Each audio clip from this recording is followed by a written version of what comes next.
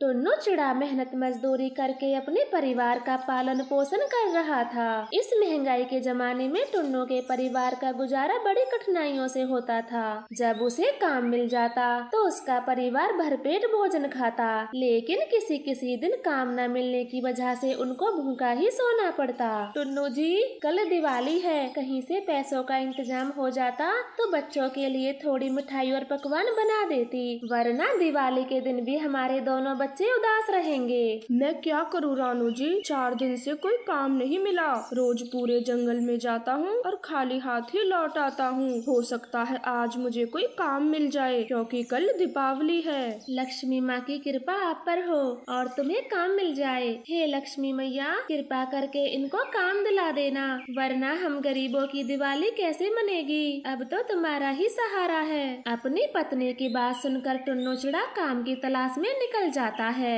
वो एक दुकान से दूसरी दुकान पर जाता है, मगर उसे कहीं भी कोई काम नहीं मिलता। मुझे कैसे भी करके आज घर पे पैसे लेकर जाना होगा। मैं अपने बच्चों के चेहरे पर उदासी नहीं देख पाऊंगा। ऐसे सोचते हुए टुन्नू चिड़ा एक बड़ी दुकान पर जाता है। वहाँ के मालिक से काम की बात करता है। मालिक जी, मुझे आपकी दुकान में कोई काम मिलेगा, मैं सब कर दूंगा। अरे अब तो दुकान बंद करने का समय हो गया है और कल दीपावली है तो दुकान भी बंद रहेगी, इसीलिए तुम जाओ, कोई काम नहीं है। मालिक जी कृपया करें, कल दिवाली है, मुझे पैसों की सख्त जरूरत है, इसीलिए मैं कोई भी काम करूँगा, बस मेरे बच्चों की दिवाली मनवा दो, मैं बहुत गरीब हूँ। ठीक है, कल सुबह इस पते पर आ जाना, मैं तुझे काम दे दूंगा, और ये रख 100 रुपए। कालू कौवे की यह बात सुनकर टुन्नू चिड़े को खुशी मिलती है। कम से कम उसे कल के लिए काम तो मिल गया था।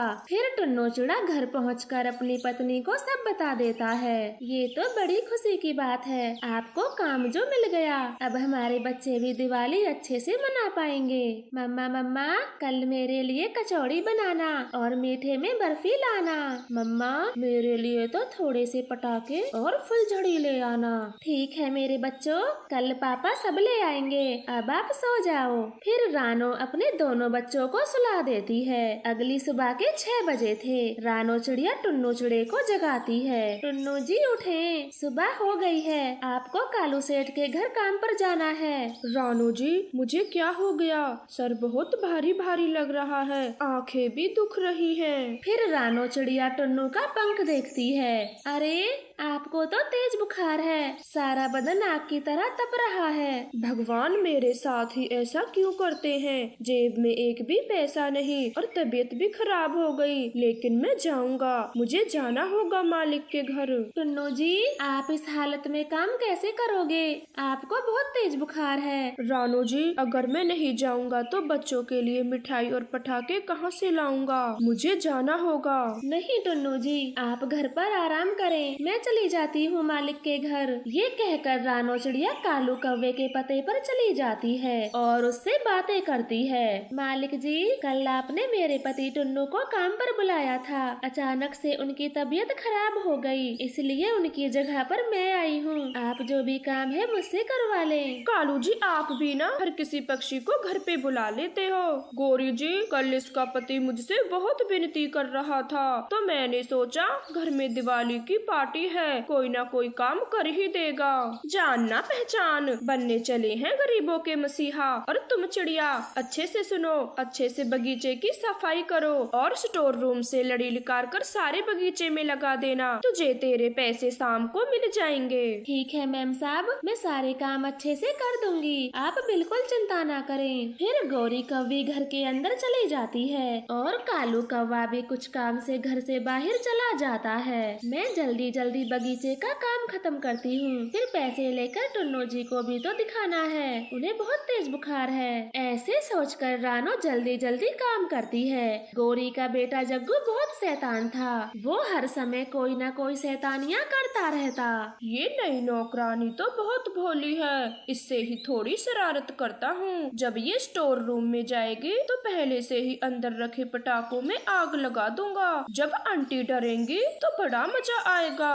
ऐसे योजना बनाकर जग्गू कौवा स्टोर रूम के अंदर चला जाता है और पटाखों की लड़ी को जला देता है। अब नई नौकरानी को जल्दी से स्टोर रूम के अंदर भेजता हूँ। जग्गू कौवा दरवाजे पर बैठा सोच रहा था, तभी वहाँ पर गौरी भी आ जाती है। जग्गू बेटे, आप यहाँ क्या कर रहे हो? जाओ, टेबल पर मैंने दूध रखा है, वो पी लो, मैं भी आती हूँ। इतना कहकर गौरी कौवी स्टोर रूम के अंदर चली जाती है। पटाखे की लड़ी जल रही थी। एकदम से आग पर्दे में लगती है और फिर पूरे कमरे में फैल जाती है।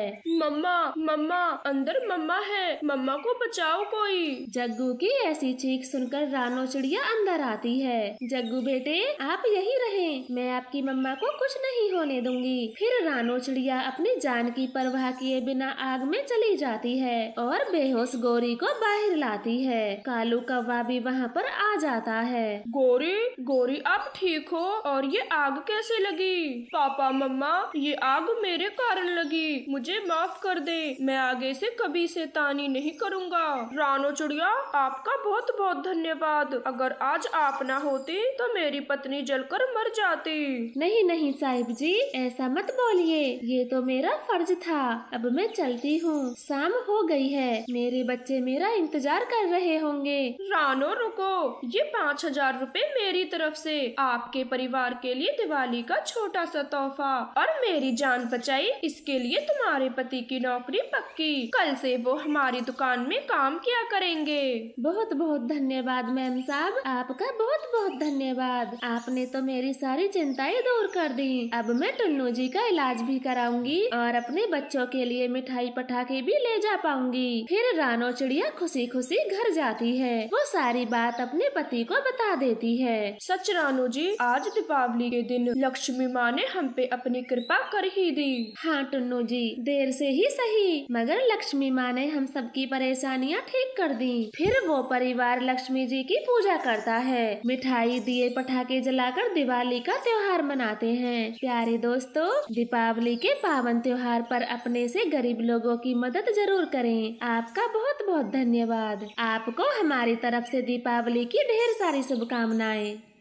लूसी कबूतर हरी तोती तालाब पर पानी पीने आई थी। तभी उनसे गौरी कौवी कहती है, लूसी हरी तोती, 2 दिन बाद करवा चौथ है, क्या तुमने करवा चौथ की नई नई शॉपिंग कर ली है? नहीं गौरी बहन, अभी तक तो कुछ भी नहीं खरीदा। तो क्या करवा चौथ निकल जाएगा तब खरीदोगी? अभी से शुरू करोगी तभी जाके खत्म होगा। ठीक है गौरी कौवी, हम आज ही चलते हैं बाजार, पूरा सामान आराम से खरीदेंगे। मैं तो कहती हूँ हम एक लिस्ट बना लेते हैं, हर बार कुछ न कुछ भूल जाते हैं। पिछली बार मैं अपने ब्लाउज के लटकन लाने भूल गई थी, पड़ोस की कोयल ने 100 रुपए के दिए थे लटकन। तो फिर ठीक है, हम रानो चिड़िया को भी ये बता देते हैं, वो भी हमारे साथ चल देगी और लिस्ट भी उसी के घर बना लेंगे। ऐसे बातें कर वो तीनों चिड़िया के घर चली जाती हैं। मम्मा मम्मा, आज क्लास में टीचर जी ने मुझे फिर से खड़ा किया, बोल रही थी कल अपनी मम्मा के साथ आना, वरना वो मुझे क्लास में बैठने नहीं देंगी। मेरी बच्ची, अब टीचर जी की भी क्या गलती है? 6 महीने से मैंने आपकी फीस नहीं दी, सारी गलती मेरी है। लेकिन क्यों मम्मा, आप मेरी फीस क्यों नहीं देती? कुकू, आपके पापा का ना तो कोई पत्र आया है और ना ही उन्होंने 1 रुपया भी भिजवाया, तो मैं क्या करूँ? घर के खर्चे के लिए भी पैसे नहीं है मेरे पास। तो फिर फैसला हो गया मम्मा, मैं कल से स्कूल नहीं जाऊंगी। जब पापा आकर मेरी फीस भर देंगे, मैं तभी स्कूल जाऊंगी। ये कहकर कुक्कू खुशी से उछलती हुई दोस्तों के साथ खेलने चली जाती है। लूसी तोती और गौरी कौवी ने कुक्कू की बातों को थोड़ा थोड़ा सुन लिया था। रानो चिड़िया, ये कुक्कू क्या कह कर गई है और वो स्कूल क्यों नहीं जाएगी? लूसी, 8 महीने से टुन्नू जी का कोई पत्र नहीं आया है, इसलिए कुक्कू की फीस रुकी हुई है। तो बस कुक्कू की टीचर जी ने स्कूल न आने की उससे बात कही, इसलिए वो कहती हुई गई है। कोई बात नहीं चिड़िया बहन, हो सकता है विदेश में टुन्नू भैया खूब तरक्की कर रहे हों, इसलिए आपको पत्र लिखना भी भूल गए होंगे। लेकिन आप चिंता ना करो, करवा चौथ पर तो हर बार आते हैं टुन्नू भैया। रानो, क्या सच में पिछले 8 महीनों से टुन्नू चिड़े का कोई पत्र नहीं आया? कहीं विदेश में कोई खूबसूरत चिड़िया तो नहीं मिल गई जो आपसे ज्यादा खूबसूरत हो? हाँ हाँ गौरी, विदेश में गोरी चिट्टी चिड़ियाएं रहती हैं। मेरी एक पिंकी सहेली के साथ भी ऐसा ही हुआ। उसका पति विदेश में जाकर हमेशा हमेशा के लिए बस गया। बेचारी पिंकी आज भी उसका इंतजार करती है। आप दोनों कैसी बातें कर रही हो? मेरे टुन्नू जी ऐसे बिल्कुल नहीं है जैसा आप सोच रही हो। गोरी कव्वी, हरी तोते,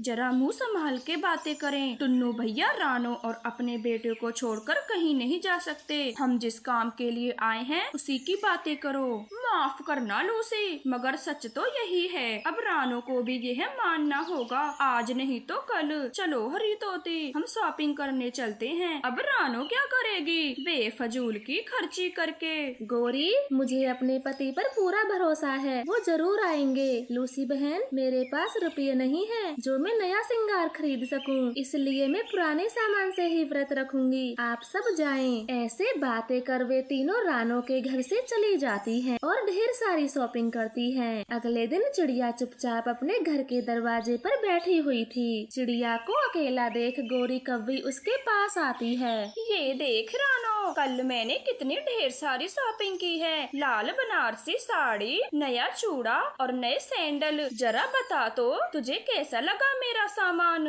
बहुत सुंदर है आपका सामान। हाँ, मैं भी किससे पूछने आ गई हूँ। तुम तो मेरे सामान को देखकर जलोगी ही। आखिर पति जो चला गया तुम्हें छोड़ के। गोरी बहन, आप ये कैसी बातें करती हो? मैं भला आपके सामान को देखकर क्यों जलूंगी? जलने के अलावा और काम भी क्या रह गया तेरे पास? इतने महंगे सामान को देखकर तेरा मन भी ललचा रहा होगा, मगर तेरी फूटी किस्मत, तेरा पति भी चला गया और फूटी कौड़ी भी नहीं है। गोरी, आप तो कुछ काम करती नहीं हो। अब जाए यहाँ से, कृपया मुझे मेरा काम करने दें। ऐसे कहते हुए गोरी कव्वी चिड़िया से मुंह बनाते हुए अपना पूरा सामान ले जाती है। अब तो गोरी को जो भी पक्षी मिलता उससे चिड़िया के पति की ही बातें करती।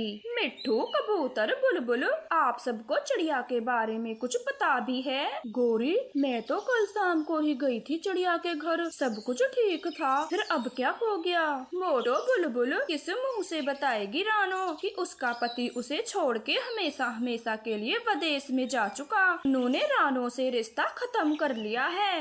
ये तो बहुत बुरा हुआ चिड़िया के साथ। हम सबको जाकर उसे समझाना चाहिए, कहीं गुस्से में कुछ करना बैठे। कबूतर, अभी अभी चिड़िया के घर से ही आ रही हूँ। मैंने 100 बार दरवाजा खटखटाया मगर चिड़िया ने दरवाजा नहीं खोला। आप सब जल्दी जाएं, मेरा तो दिल बैठा जा रहा है। गोरी, हम अभी जाते हैं और चिड़िया का दरवाजा तोड़ देते हैं, कहीं अनहोनी न हो जाए। गोरी की बातें सुन वो तीनों जल्दी में चिड़िया के घर चले जाते हैं। हाँ हाँ, जाओ जाओ और चिड़िया का दरवाजा तोड़ दो, मुझे बड़ा मजा आएगा।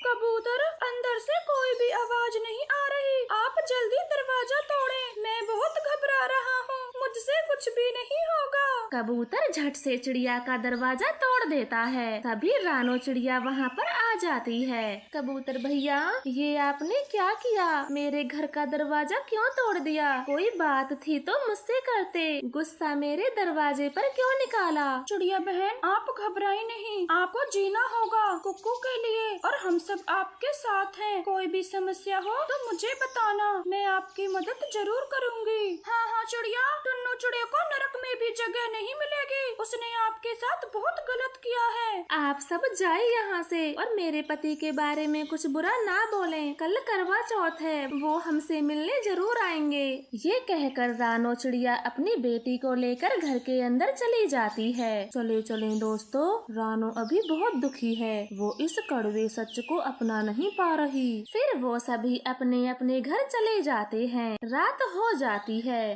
टुन्नू जी, आप ठीक तो है ना? कल करवा चौथ है, आपको हर बार की तरह इस बार भी आना होगा। पता नहीं ये जालम लोग आपके बारे में क्या क्या बोल रहे हैं, आपको आना होगा। ऐसे सोचते हुए सारी रात निकल जाती है। आज करवा चौथ था, रानो ने भी व्रत रखा था। वो अपने घर की छत से टुन्नू चिड़े के आने का इंतजार कर रही थी। सुबह से शाम और शाम से रात हो जाती है, मगर टुन्नू चिड़े का कोई अता पता नहीं था। रानो बहन, अब तो चांद भी निकल आया है, आप कुछ खा लें, टुन्नू चिड़ा नहीं आएगा। नहीं लूसी, वो जरूर आएंगे, ऐसे में बीच में व्रत नहीं तोड़ूंगी। चिड़िया किसी की बात सुनने को तैयार नहीं थी। अब एक एक करके सारे पक्षी उसे देख रहे थे। तभी जोर से चिड़िया चीखती है, टुन्नू जी आ गए, वो देखो मेरे टुन्नू जी आ गए। टुन्नू को देखकर चिड़िया के खुशी के ठिकाने नहीं होते। टुन्नू जी, पता था मुझे आप जरूर आएंगे। रानो माफ कर दे मुझे, एक भयानक एक्सीडेंट में मेरी याददाश्त चली गई थी। भगवान का लाख लाख शुक्र है जो आज के दिन उन्होंने मेरी याददाश्त लौटा दी और मैं तुम्हारे पास आ गया, वरना तुम्हारा विश्वास टूट जाता। फिर टुन्नू चिड़ा रानो चिड़िया को मिठाई खिलाता है। इस तरह से वो दोनों खुशी खुशी अपना व्रत पूरा करते हैं। तो प्यारे दोस्तों, इस कहानी से हमें क्या सीख मिलती है, कृपया कर हमें कमेंट में बताएं। आपका धन्यवाद। यह कहानी एक छोटे से चिड़िया के परिवार की है। आज रानो का पति टुन्नू बहुत खुश था क्योंकि वो पापा जो बनने वाला था। बस कुछ पलों की देरी है रानो जी, फिर हमारा जीवन भी खुशियों से भर जाएगा। हाँ टुन्नू जी, आज हमारा परिवार खुशियों से भर जाएगा क्योंकि हमारा परिवार पूरा जो होने वाला है। वो दोनों ऐसे बातें कर रहे थे, तभी रानो चिड़िया को दर्द होने लगता है और टुन्नू तुरंत ही बुलबुल डॉक्टर के पास जाता है। बुलबुल वैद्य जी, जल्दी चलें, मेरी पत्नी रानो के पेट में दर्द हो रहा है। बुलबुल जल्दी से रानो के पास आती है। टुन्नू तो घबरा गया था। कबूतर उसे समझाता है जो कि उनके साथ आया था। टुन्नू यार, कुछ गलत नहीं होगा, भगवान की कृपा से सब अच्छा ही होगा। चल अब ये चने खा ले, तूने सुबह से कुछ नहीं खाया। फिर वह दोनों बुलबुल डॉक्टर का इंतजार करते हैं। कुछ देर बाद बुलबुल एक अंडा लेकर आती है। बड़े दुख की बात है, अब आपकी पत्नी इस दुनिया से जा चुकी है। आपको इस अंडे का ध्यान बहुत अच्छे से रखना होगा, जरा सी भी लापरवाही नहीं होनी चाहिए। टुन्नू चिड़ा तो वहीं फूट फूट कर रोने लगता है। उसका दोस्त कबूतर उसे हिम्मत देते हुए घर लाता है। टुन्नू दोस्त, संभाल अपने आप को और इस बच्चे की खुशियों के बारे में सोच जो अभी अंडे से भी बाहर नहीं निकला। कबूतर दोस्त, तू तो मेरा सच्चा दोस्त है, अब तू ही बता मैं क्या करूं? टुन्नू, बुलबुल वैद्य जी ने कहा है जरा सी भी लापरवाही नहीं होनी चाहिए अंडे के साथ, वरना तेरा बच्चा भी मर जाएगा। इसलिए मैं तो कहता हूँ तू दूसरी शादी कर ले, वो इस अंडे का माँ के जैसे ख्याल रखेगी जो कि तुझसे कभी नहीं हो पाएगा। टुन्नू चिड़ा अपने बच्चे की खातिर कबूतर की बात मान लेता है और दूसरे ही दिन शादी का इश्तिहार छपवा देता है। नदी किनारे वो इश्तिहार एक गौरी कव्वी पढ़ लेती है। इस चिड़े से तो मैं ही शादी करूंगी, जाती हूँ जल्दी, कहीं कोई मुझसे पहले ना आ जाए। फिर गौरी कव्वी तेज उड़ती है और चिड़े के पास चली जाती है और शादी के लिए बात करती है। मैं करूंगी आपसे शादी। नहीं, ये नहीं हो सकता, तुम एक कवि हो और मैं चिड़ा पक्षी। पता था मुझे आप यही कहोगे, लेकिन इश्तिहार पढ़कर मुझसे रहा नहीं गया और भागी भागी यहाँ चली आई। मैं अच्छे से जानती हूँ बिना माँ के जीवन कैसा होता है, आखिर मैंने भी अनाथों की जिंदगी जी है। मुझसे अच्छा आपके बच्चे का कोई ध्यान नहीं रख पाएगा। कबूतर, अभी के अभी सारे इश्तिहार हटवा दो, मैं इन्हीं से शादी करूँगा। मुझे पूरा विश्वास है ये मेरे बच्चे को माँ के जैसे प्यार करेगी। गौरी कव्वी तो खुशी से उछल जाती है। अगले दिन वो दोनों शादी कर लेते हैं। गौरी अंडे का बहुत ख्याल रखती है। ऐसे ही कुछ दिन गुजर जाते हैं और एक दिन अंडे से छोटी सी बच्ची बाहर आती है। ये बच्ची तो बहुत सुंदर है, बहुत सुंदर। हाँ गौरी, हूबहू अपनी माँ जैसी है, बिल्कुल ऐसी ही थी मेरी रानो, वही मोटी मोटी आँखें, पतली सी चोंच। टुन्नू जी, आपने क्या नाम सोचा है इसका? गुड़िया। मैं अपनी फूल सी बच्ची का नाम गुड़िया रखूंगा। टुन्नू चिड़े की गुड़िया को देखकर आंखें भर जाती हैं। वो अपनी पहली पत्नी को याद कर रहा था। ऐसे ही कुछ दिन बीत जाते हैं। अब गुड़िया थोड़ी बड़ी हो चुकी थी। चलो ठीक से मेरे पैर दबा, वरना तेरी टांगे तोड़ दूंगी। बहुत कर लिया मैंने काम काम, अब सेवा करवाने की बारी आई है। गुड़िया अपनी मम्मा के पैर दबाने लगती है। गौरी कभी तो इसी दिन का इंतजार कर रही थी, गुड़िया कब बड़ी हो और कब वो उस पे हुक्म चलाए। क्यों री चिड़िया, खा खा के भैंस जितनी मोटी है और हाथों में जरा भी जान नहीं। मम्मा मेरे पंखों में बहुत दर्द है, मुझसे आपके पंख नहीं दब रहे। मैं सब जानती हूँ, बहाना बना के छुटकारा पाना चाहती है। ठीक से दबा, वरना देख रही है ना वो कोने में लाठी। काम के सिलसिले में टुन्नू कुछ दिनों से जंगल से बाहर गया था। तभी मौका देखकर गौरी अपने पति कालू को बुलाती है। गौरी, मुझे तो तुम भूल ही गई थी, कहीं टुन्नू और उसकी पत्नी से तुम्हें प्यार तो नहीं हो गया। ओए कालू, मैं कुछ नहीं भूली, बस मौके का इंतजार कर रही थी और आज वो मौका आ गया है। टुन्नू काम के सिले से घर से बाहर गया हुआ है, तो तुम उसकी बेटी को कहीं ठिकाने लगा दो, फिर मैं टुन्नू की सारी जायदाद अपने नाम करा लूंगी। गौरी, तुम चिंता मत करो, उसे तो मैं ऐसे इलाके में छोड़ के आऊंगा जहाँ से वो कभी वापस न आने पाए। वैसे तुमने सही बकरा फांसा है, मैंने सुना है टुन्नू के दो घर हैं, एक जंगल में और एक जंगल के बाहर। रात हो जाती है। कालू कौवा गुड़िया को एक बोरे में बंद करके घने जंगल में उड़ जाता है। वो बहुत दूर उसे फेंक आता है। बचाओ मुझे, कोई बचाओ, बचाओ कोई मुझे। इतनी रात को कौन है जो मदद के लिए पुकार रहा है। वो बूढ़ी दादी सब जगह देखती है, किंतु कोई भी उसे नहीं दिखता, बस आवाजें सुनी जा रही थी। आवाज यहाँ से आ रही है, पर कौन है जो मुझे दिखाई नहीं दे रहा। वो बूढ़ी पक्षी ध्यान लगाते हुए बोरे को सुनती है और गुड़िया को बोरे से बाहर करती है। बेटी, इस सुनसान जगह पर तुम्हें मरने के लिए कौन छोड़ गया? परंतु दादी माँ, आप इस सुनसान जगह पर क्या कर रही हो? बेटी, मेरे बहू बेटे ने मुझे घर से बाहर निकाल दिया, तो मैं भी भटकती हुई यहाँ से गुजर रही थी, तभी तुम्हारे रोने की आवाज सुनी और मैं यहाँ चली आई। दादी माँ, हम दोनों का यहाँ रहना ठीक नहीं, आप चलें। थोड़ी दूरी पर बांसों का जंगल है, हम वहीं चलते हैं। ऐसे सोचते हुए वो दोनों बांसों के जंगल पहुँच जाती हैं। गुड़िया तो बांस देखकर खुश होती है और बांसों का घर बनाने लगती है। अरे, तुम्हें तो बांसों का घर बनाना आता है? हाँ दादी माँ, मेरे पिताजी ने मुझे बांस के घर के बारे में समझाया था, तब से मेरा बांस का घर बनाने की बहुत इच्छा थी। कुछ ही देर में बांस का घर बन जाता है। दादी और गुड़िया घर में रहने लगती हैं। टुन्नू के पूछने पर गौरी कभी झूठा नाटक करते हुए कहती है, गौरी,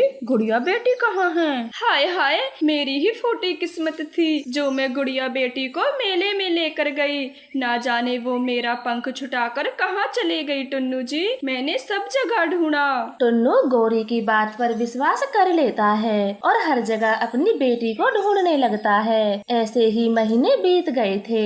एक दिन गौरी और कालू को बात करते हुए टुन्नू चिड़ा देख लेता है, जो कि गुड़िया के बारे में बतला रहे थे। जालिमो, तुमने मेरी बेटी को मार दिया, मैं तुम दोनों को छोड़ूंगा नहीं। ऐसे बोलकर टुन्नू पुलिस को बुलाकर दोनों को जेल में बंद करवा देता है। उसे उम्मीद थी और वो गुड़िया को ढूंढने निकल जाता है। बेटी गुड़िया, तुम कहाँ हो? पापा आपको ढूंढने आए हैं, कहाँ हो मेरी बेटी? ऐसे टुन्नू चिड़ा हर जगह खोजता है और गुड़िया अपने पिता की आवाज सुन लेती है। पापा, आप आ गए, आपने मुझे ढूंढ लिया। हाँ बेटी, मैंने तुम्हें ढूंढ ही लिया। पापा, ये दादी माँ है, इन्होंने मेरा बहुत ख्याल रखा। आप कौन हो? मैं नहीं जानता, लेकिन मैं ये एहसान आपका मरते दम तक नहीं भूलूंगा। आपका धन्यवाद। फिर टुन्नू चिड़ा गुड़िया को लेकर वहाँ से चला जाता है और बूढ़ी दादी वहीं बांस के घर में रहने लगती है। प्यारे दोस्तों, प्लीज हमारे चैनल को सब्सक्राइब करें और वीडियो को लाइक और कमेंट करें। आपका धन्यवाद।